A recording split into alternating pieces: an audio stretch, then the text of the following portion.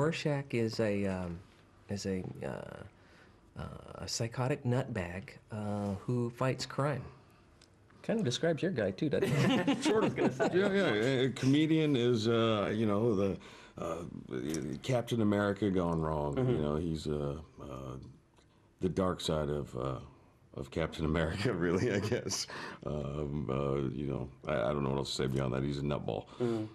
Both your characters, in fact all the masks in this film, believe kind of absolutely in their own vision of right and wrong, yet to the moderate, your two characters in particular, kind of almost abhorrent, really. How do you get inside the mind of a character like that?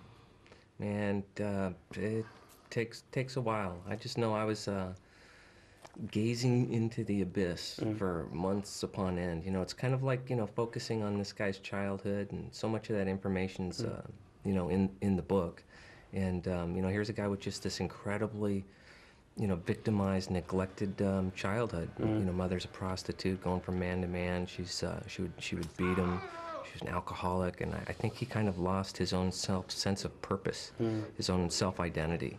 And I think he would have been worse for wear had he not found this, you know, black and white sense of justice. I think he needed that to just survive. And I think he found his identity in becoming Rorschach. I think Rorschach made him whole.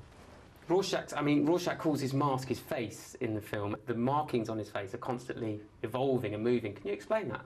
From panel to panel in the novel, it's a different blot, so it kind of suggests that it's moving. Attention citizens, we are trying to maintain order. We must clear the streets until the police strike is over. I love the use of popular music throughout the whole. Bob Dylan we kick off with, Simon and Garfunkel. There's even a kind of subtle hint about Ozymandias' character with the Go West thing, which I really liked. How did you choose all those tunes? You know, it's funny, when I drew all the storyboards for the movie, and it took me about 5.5 months. And before I started the process of drawing, I went to my music library, and I just did a bunch of research, and I created this sort of playlist that I put on my iPod that I listened to when I was drawing. And those are really the songs. Every single one of those songs is in the movie. Please, there's no need for violence. Damn it, all right, that's how you want to do it?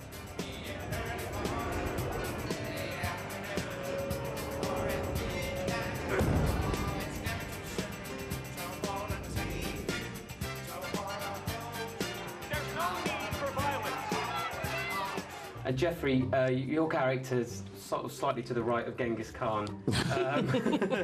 Excellent description. Yeah, I'll be using that one now. Have you based him on anyone in real life, or have you taken any? How did you come up with No, I really, you know, we have this source material. You know, you have this graphic novel, and you know, that is the foundation. And so being able to kind of reference that, you know, I took that, and you know, my job was to animate this character and bring him off the pages, and that's really what I tried to do. I didn't really. I should have maybe used Genghis Khan.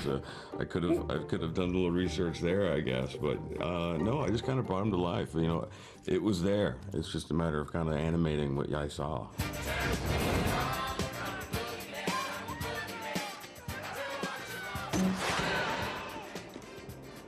I love working on American soil, Dan.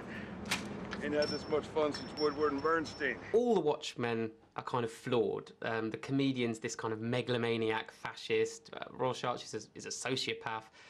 These are really sort of anti-heroes in a very dark world, aren't they? Absolutely, and I think that's the fun of the movie, is that they're not dark in they're dark in a real way. They do really broken and dark things to each other as well as to the world in general. It's funny that most of the, in some ways, what you see in the film, most of the stuff that they do to each other. You know, it's all about, they're kind of a big dysfunctional family. You know. How long can we keep this up? Congress is pushing through some new bill that's gonna outlaw masks. Our days are numbered.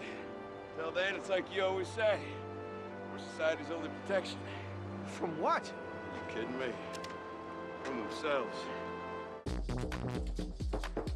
You two, I think, kind of bring the sort of fetishist element to it. Certainly with your outfit. I think I'm right in saying that you're responsible for the first superhero full-on sex scene. Awesome.